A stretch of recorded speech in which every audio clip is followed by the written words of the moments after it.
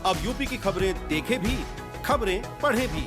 2019 की सर्दियां तो आपको जरूर याद होंगी। दिसंबर का वो महीना भी आपको जरूर याद होगा जिसने आग लगा दी थी सड़कों पर, सियासी गलियारों में। हम बात कर रहे हैं CAA NRC के मामले को लेकर जो प्रदर्शन हुए थे उसकी। कांग्रेस ने खुल करके CAA और NRC का विरोध किया था। जो उसके प्रदर्शनकारी थे उसके सपोर्ट में थे। लखनऊ की वो तस्वीर भी आपको याद होगी कि प्रियंका गांधी किस तरह से स्कूटी पे सवार होकर निकलती हैं, हेलमेट नहीं लगाती हैं, उस पर भी चर्चा हो जाती है। मुजफ्फरनगर से मेरठ तक पहुंच जाती हैं, जो इन दंगों में मारे जाते हैं उनके पीड़ितों से मुलाकात करती हैं।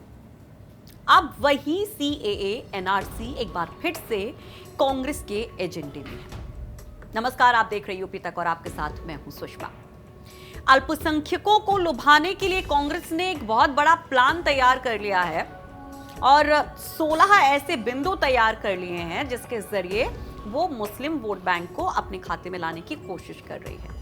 वैसे तो अगर हम देखें पिछले अगर नतीजों को देखें तो यहाँ पर कांग्रेस के पास बहुत कुछ बचता नहीं है। 7 सीटों पे ही सिमट गई थी, यानी कि 12 के बाद 17 में तो हालत और खराब हो गई थी। 6 से 7% वोट भी खाली मिले थे अगर वोट परसेंट की हम बात करें।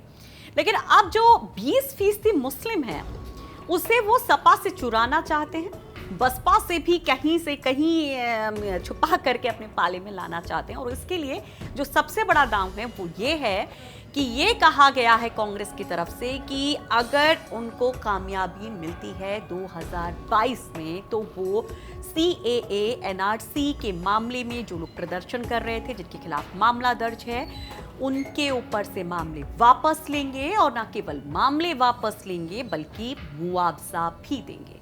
भारतीय जनता पार्टी की सरकार ने तो दंगाइयों पर से मुकदमे वापस लेने की प्रक्रिया शुरू कर दी थी, किया भी, उसे लिया भी है। ऐसे में अगर कांग्रेस ये कह रही है कि जिन्हें आंदोलन के नाम पे जबरदस्ती उनके ऊपर मुकदमे लाते गए, अगर उनके केसेस वापस लिए जाएंगे तो इसमें गलत क्या है, और हम करेंगे। तो और क्या कुछ कहा गया है यहाँ पर मुस्लिम वोटर्स को लुभाने के लिए कांग्रेस की तरफ से, चलिए आपको एक बार फटाफट बता देते हैं। तो भाई ये कहा गया है कि राजस्थान में जिस तरह से मॉब लिंचिंग के खिलाफ कानून है वैसा ही कानून यहाँ पर बनाने की बात होगी, उसकी कोशिश की जाएगी।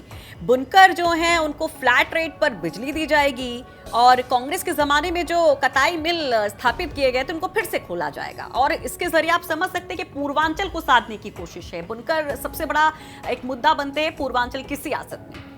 इसके साथ साथ कहा गया है कि अंबेडकर छात्रावासों के तर्ज पर हर जिले में अल्पसंख्यक छात्रों के लिए मौलाना आजाद छात्रावास खोले जाएंगे, स्कॉलरशिप दी जाएगी और गौ अधिनियम के तहत जिन लोगों के ऊपर फर्जी मुकदमे दर्ज किए गए हैं उनको भी वापस लिया जाएगा। तो ये एक समरी हमने आपको दी कि किस तरह से अल्पसंख्यकों को लुभाने की कोशिश कांग्रेस की तरफ से की जा रही है। लेकिन देखिए, अखिलेश यादव ने भी कुछ ऐसा ही स्टेटमेंट दिया था। आपको थोड़ा सा रिकॉल करा देते हैं कि CAA NRC को लेकर अखिलेश ने भी कहा था कि जिन लोगों के ऊपर फर्जी केस दर्ज हुआ है, इसमें जो लोग प्रदर्शनकारी थे उनके ऊपर मामला दर्ज हुआ तो वो मामला वापस लिया जाएगा। लेकिन लीड कहां पर कांग्रेस ने ली है वो ये है कि यहां पर साथ साथ मुआवजे की भी बात कही गई कि उनको मुआवजा भी दिया जाएगा जो इन दंगों में मारे गए हैं या जिनको जबरदस्ती प्रताड़ित किया गया है, उनके लिए कांग्रेस यहां ये बड़ा ऐलान करती है। तो वेस्टर्न यूपी और पूर्वांचल ये दो बहुत खास हो जाता है मुस्लिम वोट बैंक के लिए।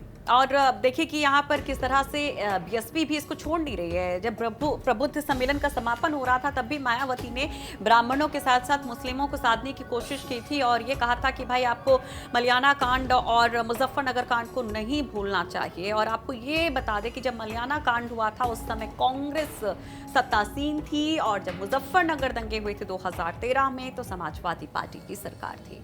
तो ये तमाम कोशिशें इन तमाम दलों की तरफ से हो रही है। चलिए चलते आपको थोड़े से आंकड़े बता देते हैं कि ये मुस्लिम वोटर्स कहां कहां पर बहुत अहम हो जाते हैं, कहां पर इनकी अहमियत ज्यादा है, जिसकी वजह से कांग्रेस भी इनके ऊपर पूरी तरीके से डोरी डालने की कोशिश कर रही है। तो जैसा कि हमने आपको बताया कि यूपी में 20% मुस्लिम मतदाता हैं जो बहुत अहम है। सूबे की कुल 403 सीटों में से 143 सीटों पर मुस्लिम अपना सियासी असर रखते हैं।